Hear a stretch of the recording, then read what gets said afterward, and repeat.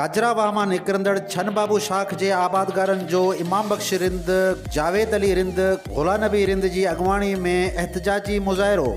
आबादगारनि जो चवणो त राशि SDO गरी रिश्वत एवज़ मुंड जे आबादगारनि खे पाणी विकिरो करे रहियो आहे। हुननि चयो त पोखाई वक़्तु पाणी बंदि करे इलाइक़े वासियुनि सां नाइंसाफ़ी कई पई वञे।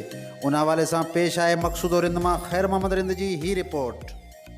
असां मौजूद आहियूं छन बाबू शाख जी पुछड़ी जे ॻोठ मुरादली रिंद वटां, जितो पाणी जी मुसलसल पाणी जी खोट हुअण करे आबादकारनि हिते आपाशी जे ख़िलाफ़ु जेको त एहतजाजी मुज़ाहिरो कयो आहे। इन्हनि जो इहो चवणु आहे त मुंड जे आबादकारनि खे पाणी जेको आहे सो विकिरो कयो अथव। इन जे पुछड़ीअ में हींअर पोखाई जो टाइम आहे, उन जे बावजूदि असांखे पाणी जो ढुक ई ॾिनो अथव। अचो त उन्हनि आबादकारनि सां ॻाल्हायूं त उन्हनि जो वधीक छा चवणु आहे। जा असां वधि में वधि शुक्रगुज़ार आहियूं, जो महिरबानियूं आहिनि, जो पंहिंजो क़ीमती वक़्तु सेड़ाए असां मिसकीन ग़रीबनि खे हिते ॿुधण लाइ आया आहिनि।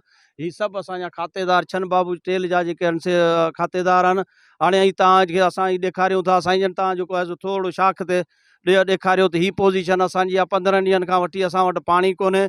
असां अॼु ऑफिसरनि सां बि मिलियासीं, उन्हनि को बि असांखे प्रोटोकॉल कोन कयो, रांदो विढ़ण लाइ पिया आया। असां जेको आहे सो वज़ीर आला खे, वज़ीर आज़म खे ऐं DG रेंजर्स खे अर्ज़ु था कयूं त बराए महिरबानी ऐं सुप्रीम कोर्ट जे जज खे, हाई कोर्ट जे जज खे, असांजे डिस्ट्रिक्ट सागड़ जे ज़िले जे जज खे, जेको असांजो जेको आहे सो चेयरमैन आहे, इंसानी हुकूक जो चेयरमैन आहे, उनखे अर्ज़ु था कयूं बराए महिरबानी असां सां इंसाफ़ कयो वञे। असांखे पाणी जो असांजो हक़ आहे।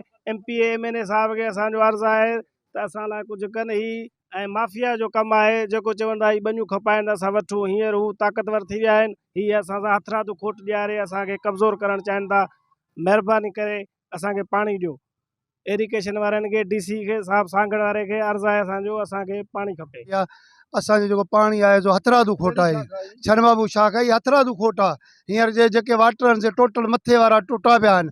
ही मिड़ई ब्लैकमेल करे असांखे चवंदा खाटी था करायूं, मथां वाह में खोट आहे, दरिया में खोट आहे। खोट कोन्हे, हिननि पाण हथरादू खोट कराई आहे। हींअर पोखी जे टाइम ते छा आहे जो जेकॾहिं हींअर असां पाणी था घुरूं त अॻिते हली वरी असां हिननि खे पाणी जो चवंदासीं। ही माना पहिरियां मुंड ई असांखे काई आबादी करणु न ॾींदा त अॻिते हली असां हिननि खे पाणी जो न चवनि। माना हिननि जो मक़सदु अॻिते हली असांखे पाणी जो न चवनि। असांजो अॻिते लाइ इहो आहे त असां उते इंजीनियर एक्सचेंज ऑफिस ते धरणो हणंदासीं, रोड ब्लॉक कंदासीं, जेको असांखे पहुतो पुरअमन तरीक़े सां एहतिजाज कंदासीं।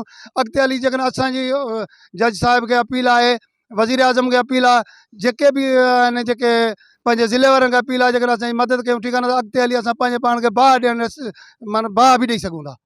नाज़रीन, तव्हां आबादकारनि जूं ॻाल्हियूं ॿुधियूं। उन्हनि जो इहो चवणु आहे त पुछड़ीअ में जेको मुसलसल पाणी जी खोट हुअण करे असां फसल जेको आहे सो जीअं कणिक आहे जेको आहे सो फसल न काहे सघिया आहियूं।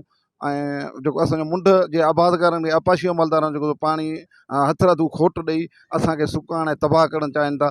साथी रिपोर्ट सां गॾु ख़ैर मोहम्मद रिंद, मक़सूदो रिंद।